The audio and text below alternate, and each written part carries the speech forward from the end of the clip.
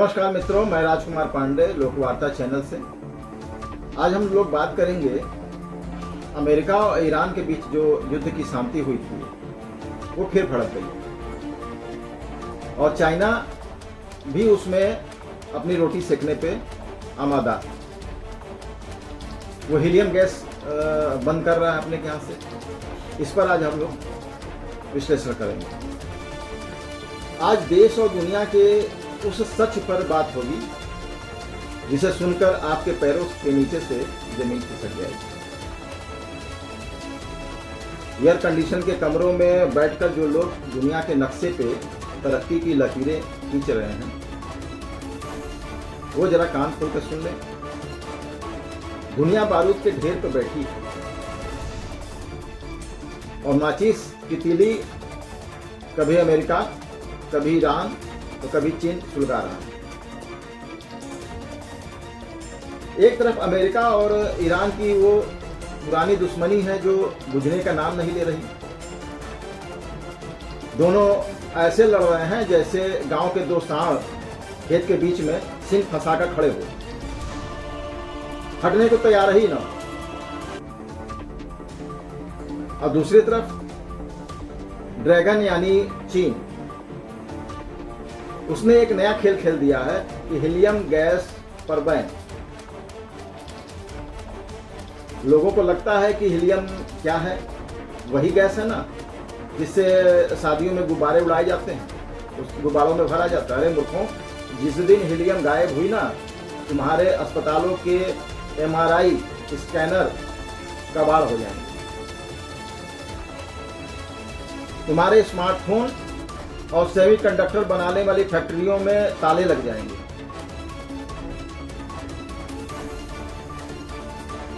ताजा रिपोर्ट बता रही है कि इन दोनों महासंकटों ने मिलकर दुनिया को एक ऐसे आर्थिक नरक की तरफ धकेल दिया है जहां महंगाई का थर्मामीटर फटने वाला।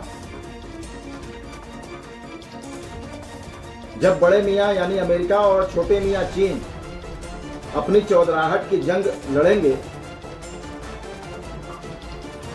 तो पिसने वाले इस दुनिया के आम आदमी का क्या कसूर है? आज इसी की कुंडली खंगालेंगे हम लोग बिना किसी लाग लपेट के। इतिहास में यह रंजिश बहुत पुरानी है। सबसे पहले इस रायते का इतिहास समझते हैं। यह अमेरिका और ईरान का लफड़ा आज का नहीं है। साल 1979 याद कीजिए, जब ईरान में इस्लामिक क्रांति हुई। उससे पहले ईरान में अमेरिका का पाला हुआ शाह बैठा था जो वाशिंगटन के इशारों पर मुजरा करता था। लेकिन जब अयातुल्लाह खुमैनी आए तो उन्होंने अमेरिका को बड़ा शैतान घोषित कर दिया। तब से लेकर आज तक इन दोनों की कुंडली में काल सर्प दोष लगा हुआ है। 2015 में ओबामा साहब ने एक न्यूक्लियर डील की तो दुनिया को लगा चलो मामला शांत हुआ। लेकिन फिर आए डोनाल्ड ट्रंप। उन्होंने 2018 में उस समझौते को ऐसे फाड़ कर फेंका जैसे कोई पुराना अखबार हो और ईरान पर कड़े आर्थिक प्रतिबंध थोप दिए।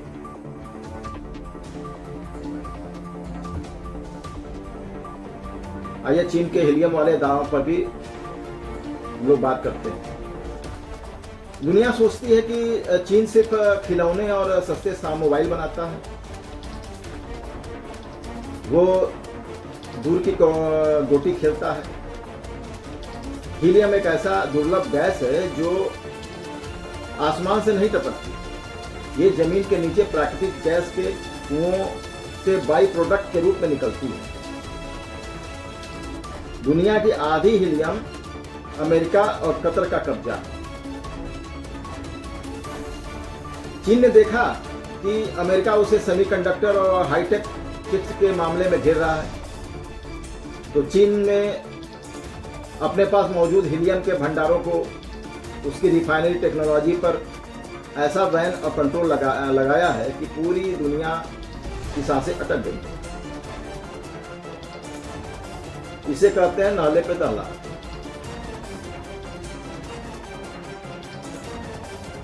ये एक दुनिया के नक्शे पे तबाही का मंजर पेश होने वाला है। हम लोगों ने कोरोना देखा, यूक्रेन रसिया युद्ध देखा, ईरान और अमेरिका का युद्ध देखा, अब बहुत कुछ अभी देखने को बाकी है। दुनिया के बर्बादी का रास्ता कहां से गुजरता है, नक्शा उठाकर देखिए। हार्मुज जलडब्रू मध्य, ये ईरान के ठीक नाक के नीचे, एक तरफ ईरान, दूसरी तरफ ओमान और यूएई। दुनिया का जितना भी कच्चा तेल समुद्र के रास्ते से जाता है उसका 20% से ज्यादा इसी पतली सी जल संधि से होकर गुजरता है। अगर ईरान की अमेरिका से ठन गई और ईरान ने हार्मुज को ब्लॉक कर दिया तो दुनिया के तेल के टैंकर वहीं जाम हो जाएंगे, तेल का खेल खत्म हो जाएगा। जरा चाइना के नक्शे पर जरा गौर फरमाइए। चीन साउथ चाइना सी से लेकर के मध्य एशिया तक अपने पैर पसार चुका है। हीलियम के जो नए बड़े सोर्स आ रहे हैं, जैसे रूस का साइबेरिया इलाका, यहाँ चीन कुंडली मारकर बैठा। यानी भूगोल ऐसा है कि अगर इन दोनों जगहों पर चिंगारी लगी तो उसकी आंच सीधे आपके घर के चूल्हे तक जाएगी। दुनिया के गर्दन पर तलवार रखी हुई है। इसे सीधे शब्दों में समझिए, ये कोई दो देशों की लड़ाई नहीं है, ये दुनिया की सप्लाई चेन की गर्दन दबाने का मुकाबला चल रहा है बड़े और विकसित राष्ट्रों में। ईरान के पास केवल तेल ही नहीं है, उसके पास प्रॉक्सी वार, छद्म युद्ध की ताकत भी है। यमन के हूती विद्रोही हो, लेबनान का हिजबुल्ला हो या गाजा का हमास, इन सबकी डोर तेहरान से बंधी है। अमेरिका अगर ईरान पर उंगली उठाएगा तो ईरान पूरे मिडिल ईस्ट में ऐसी आग लगाएगा कि अमेरिका के दोस्त देश जैसे इजराइल और सऊदी अरब झुलसने लगेंगे। हीलियम कोई मामूली गैस नहीं है, इसका इस्तेमाल स्पेस रॉकेट के फ्यूल टैंक को साफ करने में, न्यूक्लियर रिएक्टर को ठंडा रखने में, और सबसे बड़ी बात सुपर कंडक्टर्स और क्वांटम कंप्यूटिंग में होता है। चीन जानता है कि अगर उसने हीलियम की सप्लाई लाइन काट दी तो अमेरिका की सिलिकॉन वैली और ताइवान की चिप फैक्ट्रियां लकवाग्रस्त हो जाएंगी। ये बंदूक के बिना लड़ी जाने वाली सबसे खतरनाक लड़ाई है।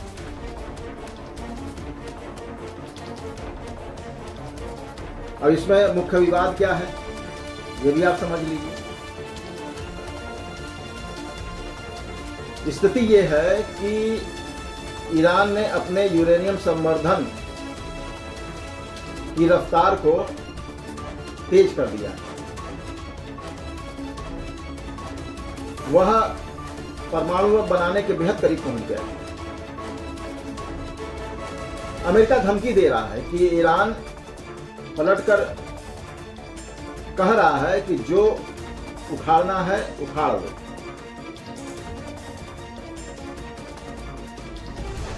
इस समय ईरान के तेवर काफी हाई है और उसकी जनता भी उसके साथ दे रही है। लाल सागर में हूती विद्रोही रोज जहाजों पर ड्रोन डाल रहे हैं, जिससे समुद्री व्यापार का भाड़ा 300% बढ़ चुका है। इधर चीन ने अमेरिका को सबक सिखाने के लिए हीलियम और अन्य रेयर अर्थ एलिमेंट्स के निर्यात पर कड़े नियम लागू कर दिए। अब इसका नतीजा क्या होगा? ग्लोबल मार्केट में हाहाकार मचा है। कंपनियां हीलियम की एक एक बूंद के लिए तरस रही हैं। ये वैसा ही जैसे गांव के जमींदार ने पूरे गांव के कुएं पर अपना ताला जड़ दिया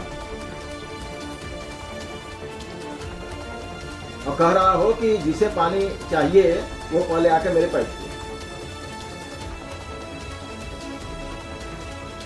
ये पूरे दुनिया में अपनी चौधराहट सेट करने का ये एक अच्छा फंडा, अच्छा तरीका है जो इस समय अमेरिका और चीन अपना रहे हैं। सबकी अपनी अपनी डफली और अपना अपना राग। उस पूरे ड्रामे में जितने मुंह उतनी बातें हैं। आर्थिक और सामाजिक प्रभाव आम आदमी की जेब में डकैती पड़ रही है। अब जरा उस बात पर आइए जिससे आपका और हमारा सीधा सरोकार है। इन बड़े बड़े देशों की नुरा कुश्ती का खामियाजा और कौन भुगतेगा? अमेरिका के राष्ट्रपति या चीन का प्रीमियर? नहीं साहब, इसका खामियाजा भुगतेगा हमारे देश का वो आम आदमी जो सुबह उठ करके स्कूटर में 100 रुपए का पेट्रोल डलवाने के लिए जेब टटोलता है। तेल की कीमतें आसमान पर पहुंच जाएंगी अगर अमेरिका और ईरान के तनाव से हार्मुज का रास्ता बंद हुआ तो। कच्चा तेल 120 रुपया प्रति डॉलर प्रति बैरल पार कर जाएगा। भारत अपनी जरूरत का 80% से ज्यादा तेल बाहर से मंगाता है। तेल महंगा हुआ तो आपके देश में टमाटर, आलू, प्याज, दूध सब कुछ महंगा हो जाएगा, क्योंकि माल ढुलाई महंगी हो जाएगी। मेडिकल सेक्टर में हाहाकार मच जाएगा। पूरे दुनिया में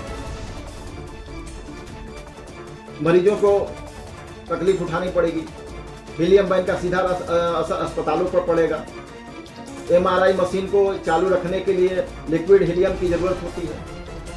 अगर हीलियम नहीं मिली तो कैंसर और गंभीर बीमारियों की जांच बंद हो जाएगी।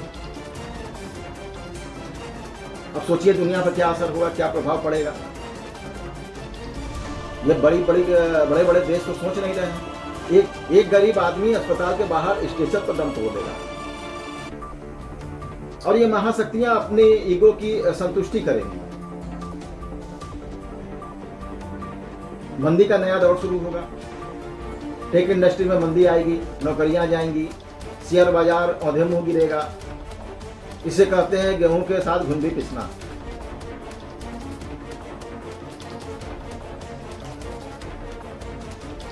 अब आने वाला समय क्या करवट लेगा अभी तो नहीं पता, लेकिन ये चीज होगी। कानून और संवैधानिक पहलू पर अगर बात करें तो अंतर्राष्ट्रीय कानून सिर्फ मुखदर्शक बन के बैठा हुआ है।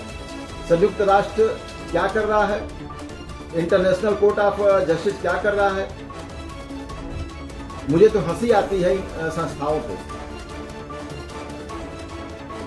संयुक्त राष्ट्र ऐसा बूढ़ा मुंशी बन चुका है जिसके पास बही खाता तो है लेकिन लाठी में दम नहीं। इनकी लाठी को चीन और अमेरिका ने छीन लिया।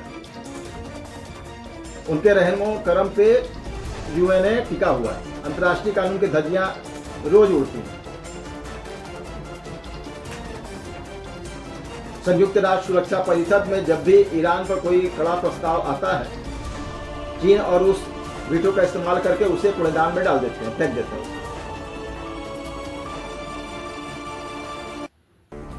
जब अमेरिका को किसी देश को बर्बाद करना होता है ना, तो वह बिना यूएन की परमिशन के पाबंदियां लगा देता है। यानी साफ है कि जिसकी लाठी उसकी भैंस। अंतर्राष्ट्रीय कानून सिर्फ कमजोर देशों को डराने के लिए है, ताकतवर को लिए तो यह सिर्फ रद्दी के टुकड़े हैं।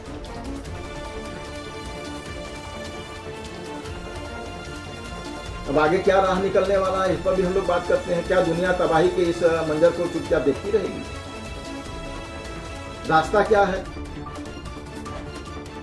रास्ता बिल्कुल साफ है और सीधा है, बशर्ते नियत साफ है।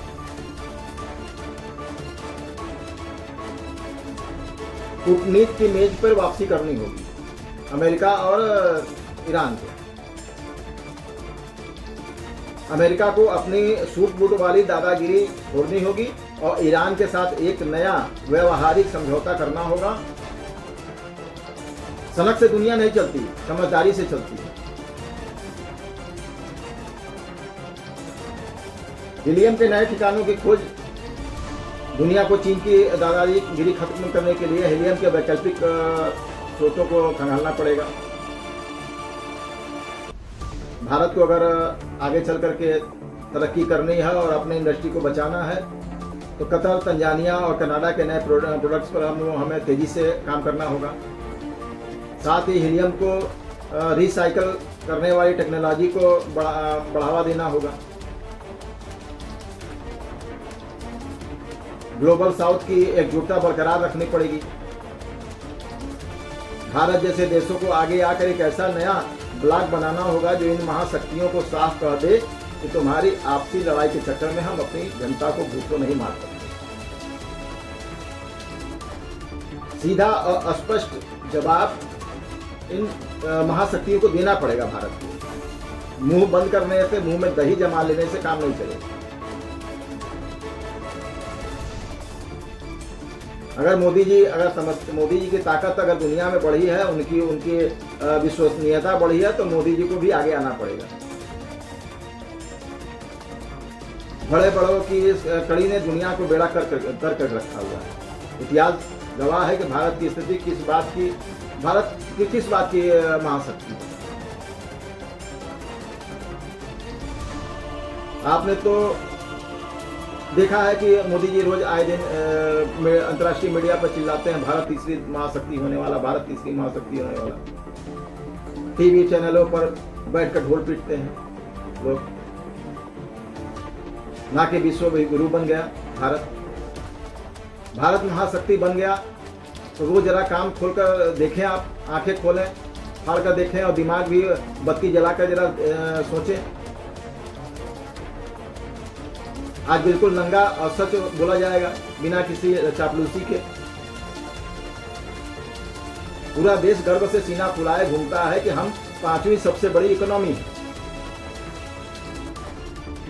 हम महाशक्ति हैं। अरे भाई जरा ये तो बताओ कि किस बात की महाशक्ति। जब तुम्हारे पास बुनियादी ताकत के नाम पर अपनी जेब खाली है तो ये चौराहट कैसी, किस बात की गुब्बारे में हवा भरी हुई है। एक दिन ब्लास्ट हो जाएगा या फट जाएगा, सारा गुब्बारा बाहर निकल जाएगा, हवा बाहर निकल जाएगा।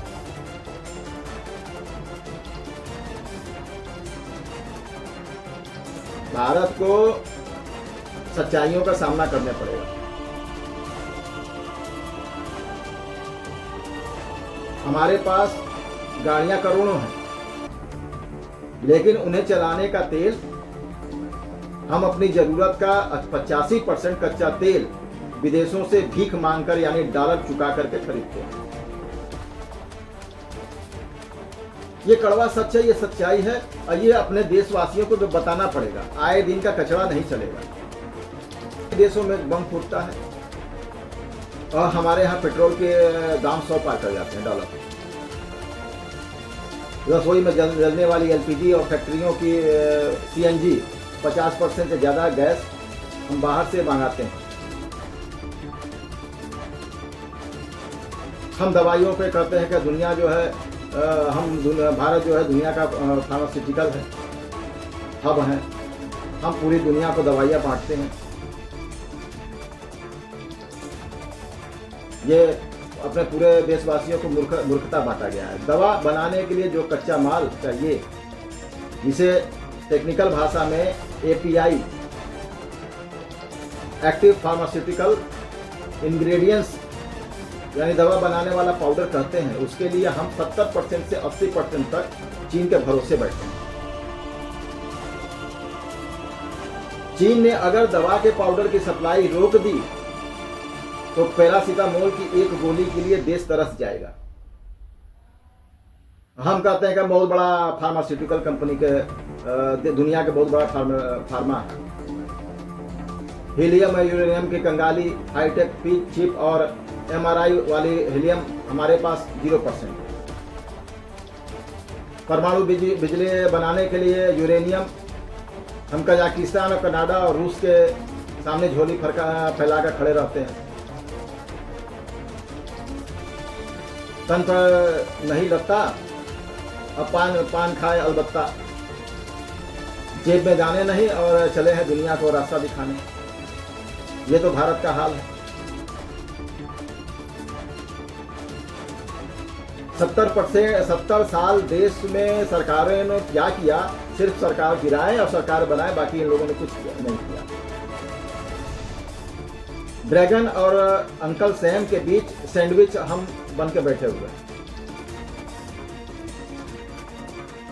जब आपके पास ये सब नहीं है तो अंतर्राष्ट्रीय मंच पर आपकी हैसियत क्या है? आप काहे का मान सकते हैं? बल्कि वो दो बड़े सांडों के बीच में फंसे हुए सैंडविच बन जाते हैं।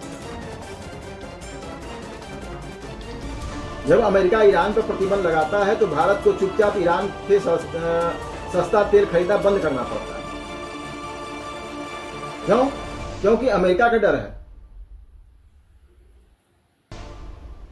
जब चीन LAC पर आंखें दिखाता है तब भी हम चीन से व्यापार बंद नहीं कर पाते। क्यों? क्योंकि अगर चीन से व्यापार बंद किया तो हमारे देश की दवा फैक्ट्रियां और मोबाइल असेंबलिंग प्लांट अगले 15 दिन में ठप हो जाएंगे।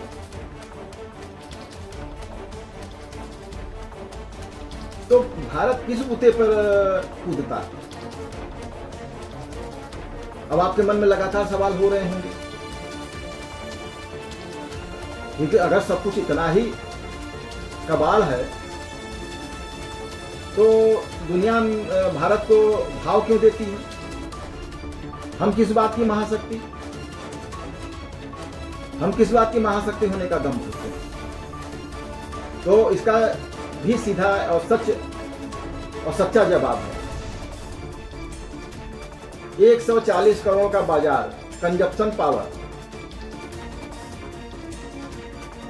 दुनिया हमें हमारी मिसाइलों या तेल के कुओं की वजह से महाशक्ति नहीं मानती।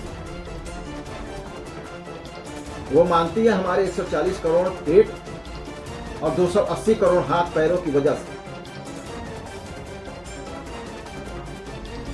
हम दुनिया के सबसे बड़े खरीदार हैं। अमेरिका को अपना आईफोन बेचना है तो भारत चाहिए।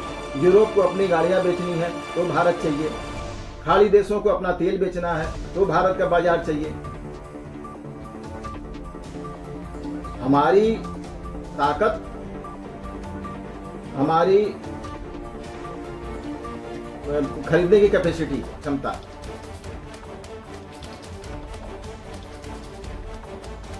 हमारे पास जमीन के नीचे हीलियम या यूरेनियम भले ना हो,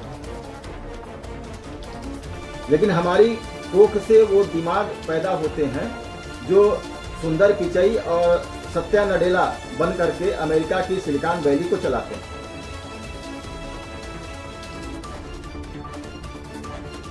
दुनिया जानती है कि अगर भारतीय इंजीनियरों ने काम करना बंद कर दिया तो अमेरिका का टेक सिस्टम क्रैश हो जाएगा। उनके पास इतना ब्रेन है, इतनी ताकत नहीं है कि वो अपने सिलिकॉन वैली को चला सके। भारत इसलिए अपने को महाशक्ति करता है। हम हिंद महासागर के राजा हैं। अगर नक्शे में आप हमारी स्थिति को देखेंगे तो ऐसी जगह है चीन, जहां पर चीन को अगर दुनिया से व्यापार करना है तो उसे हमारे पड़ोस से गुजरना ही होगा।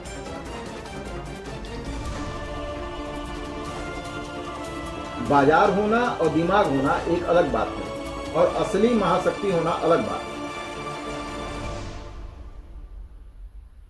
जब तक आप कच्चे माल के लिए दूसरों के मोहताज हैं तब तक आपकी संप्रभुता पर हमेशा खतरा मंडराता रहेगा।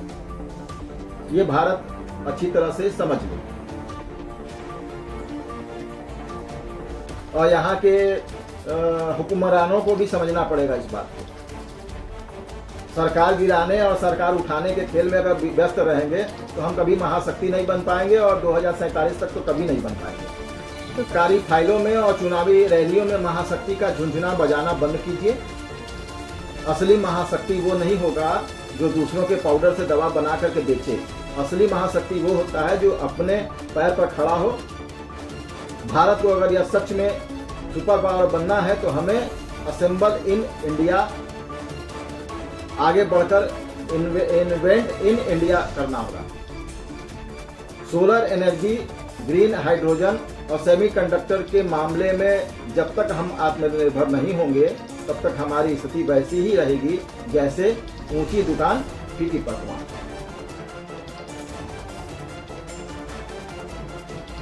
बड़े बड़ों की इस हेकड़ी ने दुनिया का बेड़ा गर्क करके रखा हुआ है।